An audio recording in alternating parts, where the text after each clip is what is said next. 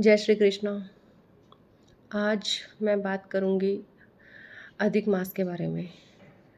इस मंथ का जो मैं व्रत कर रही हूँ वो मैं कर रही हूँ 2020 से।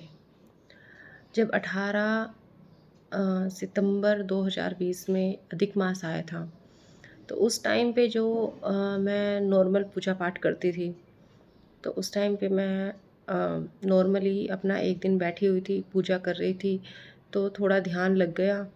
और ध्यान लगते लगते मुझे ऐसा सुनाई दिया कि तुम्हें 21 दिन में जो भक्तमाल किताब है उसको पूरा पढ़ना है। सुबह उठो मॉर्निंग में और भक्तमाल की किताब को 21 दिन में पूरा करो, व्रत रखो और फिर बाद में गंगा स्नान करके आओ हरिद्वार में। तो जब मेरे को मैं ध्यान से हटी, मतलब जब मेरा ध्यान छूटा, तो फिर मैंने सोचा कि जो आने वाला टाइम है उस टाइम पे मैं पुरुषोत्तम मास के बारे में या अधिक मास के बारे में कुछ नहीं जानती थी और ना मेरे को इस चीज़ की ज़्यादा नॉलेज थी। तो फिर मैंने देखा कि कैलकुलेशन देखा कि अगले आने वाले दिनों में कैसे कैसे हो रहा है। Then I come to know कि पुरुषोत्तम मास आ रहा है, और जो पुरुषोत्तम मास आ रहा है उसमें ज़्यादा तो मुझे कुछ पता ही नहीं था। बस मैंने नॉर्मली अपना सुबह में 3:30 बजे उठी। 3:30 बजे उठ के मैंने ब्रह्म मुहूर्त में 4 बजे तक स्नान किया, अपने पूजा घर में झाड़ू निकाली और मम्मी पापा को बोला, जो मेरे सास ससुर जी हैं, हस्बैंड को बोला कि हम सभी मिलके बैठ के भक्तमाल की किताब पढ़ेंगे। और कान्हा जी को विशेषकर मैंने सुनाया, क्योंकि मेरे को द्वारिकाधीश जी ने सेवा दी हुई है। उसकी मेरी प्रॉपर एक जर्नी है, मतलब एक यात्रा है आध्यात्मिक। पहले मुझे नहीं अच्छे लगते थे श्री राम जी, श्री कृष्ण जी। अब मैं देवी की उपासक रही हूँ, जो कि हमारे घर में नॉर्मली पूजा पाठ होता था उसके हिसाब से।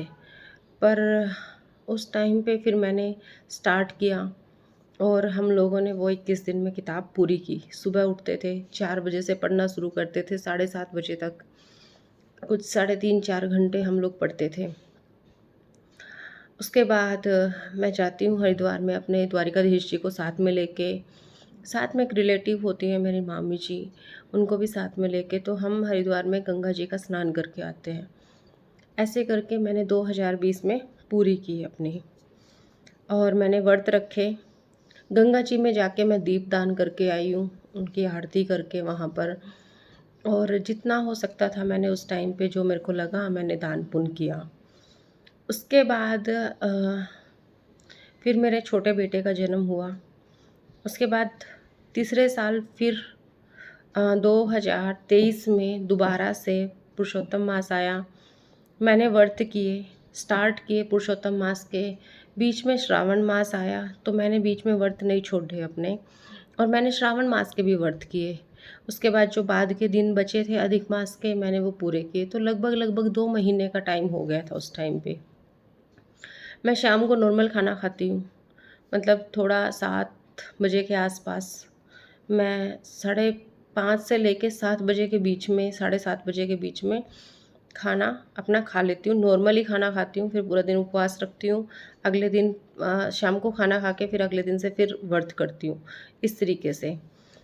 तो फिर उस टाइम पे मैंने ऐसे व्रत पूरे किए और भगवान की कृपा बनी रही कि माता आदिशक्ति ने मुझे शक्ति प्रदान की कि मैं इतने व्रत कर सकूं।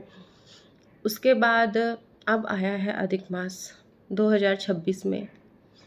सेम ही जैसे जैसे मुझे अनुभव कराए गए थे, भगवान ने जो आदेश दिया कि भक्तमाल पढ़ो और व्रत करो, शाम को अपना ओपन करो व्रत और गंगा स्नान करना, ये मैं रिचुअल्स अब परमानेंटली लगातार कर रही हूँ। और ये सब बातें मैं इसलिए बता रही हूँ ताकि जिसको इसके बारे में ना पता हो उसको पता चल जाए, और मेरी आने वाली पीढ़ियों को भी पता चले कि कैसे होता है। ये सब मैं लिख के भी रखूँगी ताकि जो मैं श्रीनाथ जी की और द्वारिकाधीश जी की सेवा करती हूँ उसको मैं आगे प्रॉपर वे से हमारे घर में ये नियम बना रहे, चलता रहे। मैं कोशिश करूँगी कि मेरी आने वाली पीढ़ी भी इस चीज़ को जाने कि ये सिर्फ़ एक देखा देखी में सेवा नहीं है। मेरी प्रॉपर एक आध्यात्मिक जर्नी रही है। जो मेरे को अनुभव हुए हैं उसके बेस पे और जैसे-जैसे भगवान जिस टाइम पे मेरे लिए जो लिखा था, मेरे पास वो सब चीज़ें किसी अदृश्य शक्ति की कृपा, मैं बोल सकती हूँ कि शायद पिछले जन्मों में मैंने कुछ अच्छा किया होगा। तो वो हो सकता है कि किसी गुरु की कृपा हुई हो सकता है किसी साधु की कृपा हुई हो, और ये सब चीज़ें हैं। ऐसे करके मैं अपने अधिक मास का पालन करती हूँ, व्रत का, और जितना मेरे से दान हो पाता है मैं उतना दान कर देती हूँ। और दान का भी ऐसे है कि ऐसे नहीं है कि मतलब इतना करना ही है या फिर इतना कुछ फ़ोर्सफुली, ऐसा कुछ नहीं है। जिस टाइम पे जो सुलभ साधन होते हैं, क्योंकि हम गृहस्थ हैं, तो गृहस्थ में रहते हुए हम किसी बंधनों में इतना मतलब दृढ़ता के साथ में पालन कर पाए, वो तो संभव नहीं है।